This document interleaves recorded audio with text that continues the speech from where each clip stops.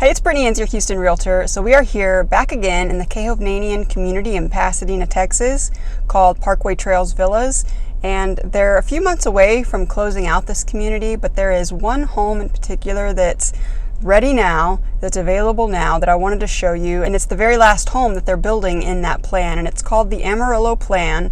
It's great. This is the townhome community I featured a little over a year ago.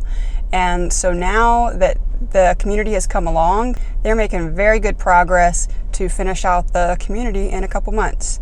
So we're here checking out this inventory home. It's ready to go now. So if you're interested, reach out to me. I really want to show it to you. I think you're going to like it. If you're looking for townhomes, this is such a great plan in a great area.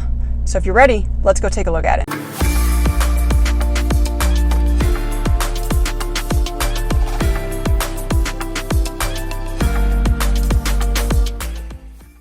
All right, here we are looking at the Amarillo plan. Now, I know I mentioned before that this home was still available. It has just sold, and so it is no longer available anymore. However, there is one more Amarillo plan that is going in right down the street a few buildings away. This particular home is 1642 square feet.